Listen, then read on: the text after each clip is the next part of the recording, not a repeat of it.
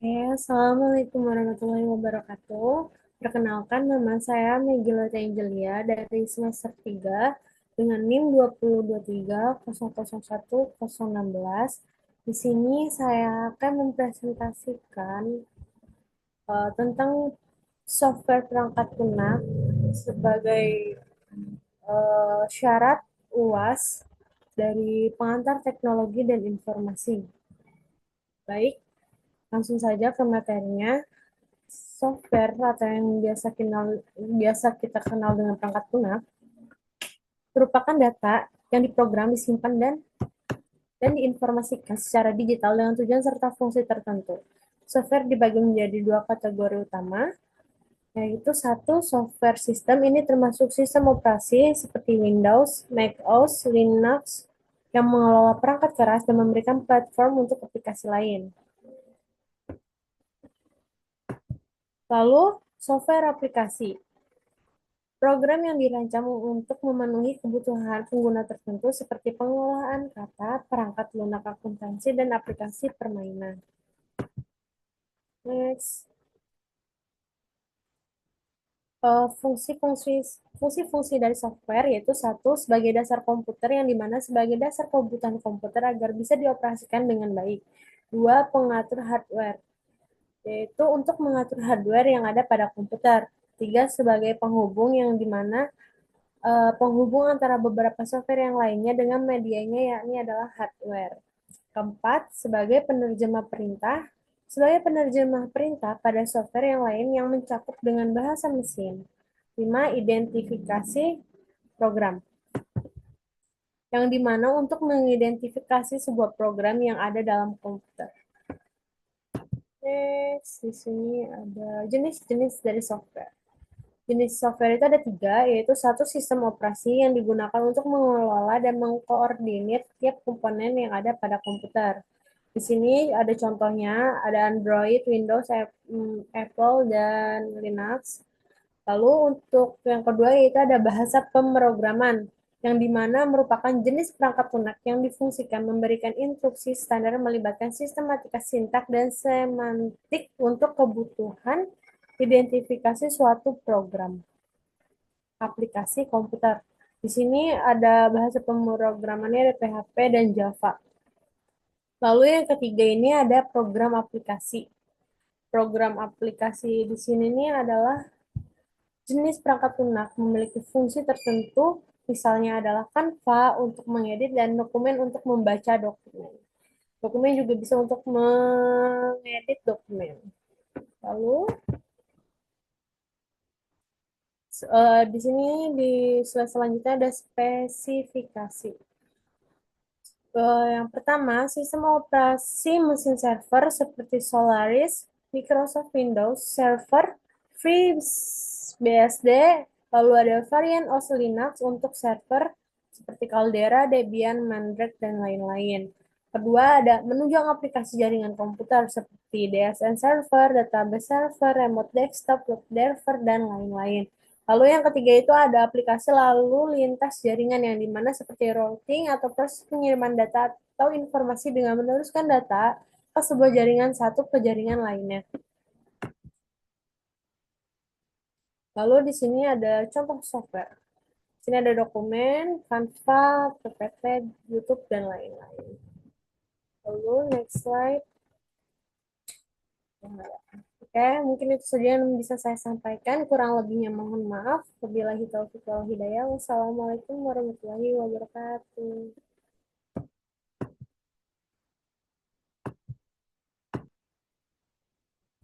Halo, Assalamualaikum warahmatullahi wabarakatuh. Perkenalkan, nama saya Megilot Angelia dari semester 3 dengan NIM 2023001016. Di sini saya akan mempresentasikan apa itu hardware sebagai tugas UAS dari pengantar teknologi informasi. Baik, di sini saya akan langsung masuk saja. Hardware. Hardware adalah komponen fisik dari suatu sistem komputer atau perangkat elektronik yang mencakup semua bagian yang dapat dilihat dan disentuh, seperti CPU, motherboard, memori, dan hard disk, serta perangkat input seperti keyboard dan mouse, dan perangkat output seperti monitor dan printer. Hardware bekerja sama dengan software untuk menjalankan berbagai fungsi dan aplikasi. Lalu next slide, ada fungsi-fungsi hardware yang dimana satu sebagai pemroses data, CPU (Central Processing Unit) yang berfungsi sebagai otak komputer, kedua sebagai penyimpanan data sebagai media penyimpanan seperti hard disk dan SSD, lalu yang ketiga sebagai input data yang dimana sebagai input perangkat input seperti keyboard dan mouse memungkinkan pengguna memasukkan data ke dalam sistem. Yang keempat yaitu ada output data seperti monitor dan printer yang menampilkan atau mencetak data. Kelima ada komunikasi sebagai perangkat jaringan seperti modem dan router memungkinkan komunikasi antara komputer dan jaringan lainnya. Lalu ada next slide di sini ada input device, yaitu input device adalah perangkat keras yang digunakan untuk mengirimkan data atau informasi ke komputer atau perangkat lainnya. Di sini ada contoh dari input device, ada keyboard, mouse, ada joystick ini, dan mikrofon. Lalu next slide ada output device, yang dimana adalah perangkat keras yang digunakan untuk menyampaikan informasi atau data dari komputer ke pengguna atau sistem lain. Di sini ada monitor, ada earphone, ada music box, ada printer, dan ada yang untuk menampilkan data seperti ini. Lalu next slide ada storage device. Storage device adalah perangkat yang digunakan untuk menyimpan data secara permanen atau sementara. Di sini contohnya ada SSD, ada kaset, di sini ada hard disk, ada flash disk, dan masih banyak lagi sebagai contoh. Next slide. Di sini ada processing device. Processing device adalah perangkat yang bertanggung jawab untuk memproses data dan menjalankan perintah. Di sini ada motherboard dan CPU. CPU adalah Central Processing Unit. Oke, next slide ada flash. Mungkin itu saja yang dapat saya sampaikan. Kurang lebihnya mohon maaf. Wabillahi taufiq wal hidayah. Wassalamualaikum warahmatullahi wabarakatuh. Assalamualaikum warahmatullahi wabarakatuh. Perkenalkan nama saya Melwa Tenggila dari semester 3. Di sini saya akan mempresentasikan dampak teknologi informasi pada pendidikan.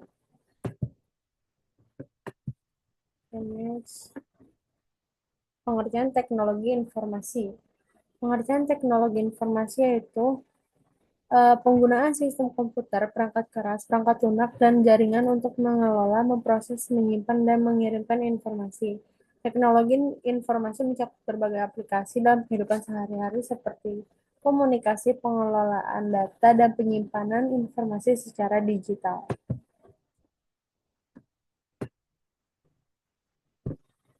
Fungsi teknologi informasi. Fungsi teknologi informasi ada satu, pengolahan data, yang dimana mengubah data mentah menjadi informasi yang berguna melalui perangkat lunak dan perangkat keras komputer. Kedua, ada penyimpanan informasi, menyimpan data dan informasi dalam format digital yang dapat diakses dan dikelola dengan mudah. Ketiga, ada komunikasi, memfasilitasi pertukaran informasi secara cepat dan efisien, baik melalui email, aplikasi pesan, ataupun platform komunikasi lainnya. Yang keempat, ada akses informasi yang memungkinkan akses ke informasi dari berbagai sumber melalui internet dan sistem jaringan lainnya. Yang kelima, ada automatisasi proses, mengotomatisasi tugas-tugas rutin dan proses bisnis untuk meningkatkan efisiensi dan mengurangi kesalahan manusia. Lalu next slide ini ada dampak positif teknologi informasi. Dampak positif dari teknologi informasi yaitu satu, yang pertama, peningkatan efisiensi dan produktivitas. Teknologi informasi memungkinkan otomatisasi proses dan pengolahan data yang mempercepat pekerjaan serta meningkatkan hasil kerja. Yang kedua, ada akses informasi lebih cepat. Dengan internet dan perangkat digital, informasi dapat diakses dengan cepat dan dari berbagai sumber dari seluruh dunia. Yang ketiga ada komunikasi global. Teknologi informasi mempermudah komunikasi antar individu atau kelompok di seluruh dunia melalui email, media sosial, dan aplikasi pesan.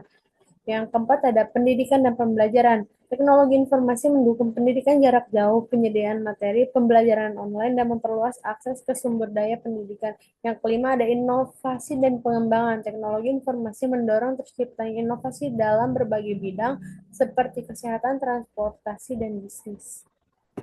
Lalu ada dampak negatif dari teknologi informasi.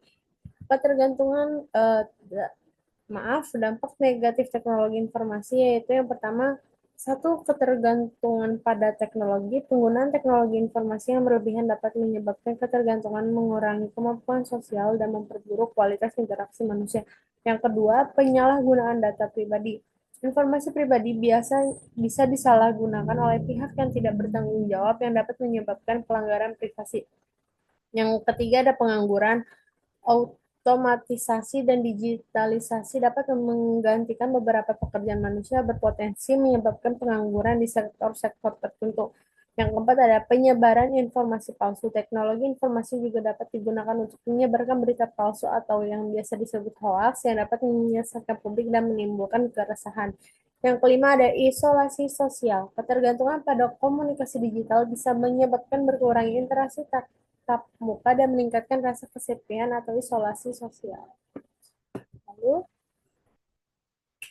di sini ada kata-kata teknologi adalah alat ampuh yang dapat menjadikan pendidikan lebih bermakna dan menarik bagi guru maupun siswa. Menurut David Warlick, teknologi perlu ada di setiap kelas dan dikuasai setiap siswa dan guru karena ini adalah pena dan kertas zaman ini dan inilah lensa kita untuk merasakan banyak hal di dunia. Kesimpulannya, kesimpulannya teknologi informasi atau TI adalah alat yang sangat penting dalam mempermudah pengolahan, penyimpanan, dan distribusi informasi. Teknologi informasi memberikan banyak manfaat seperti meningkatkan efisiensi, memudahkan komunikasi, dan mempercepat akses informasi. Namun TI juga memiliki dampak negatif seperti ketergantungan yang berlebihan, penyalahgunaan data, dan penyebaran informasi yang tidak akurat. Penggunaan teknologi informasi yang bijak sangat diperlukan untuk memaksimalkan manfaatnya dan minimalkan dampak buruknya. Oke, terima kasih. Kurang lebihnya mohon maaf. Wabillahi taufiq wal hidayah. Wassalamualaikum warahmatullahi wabarakatuh.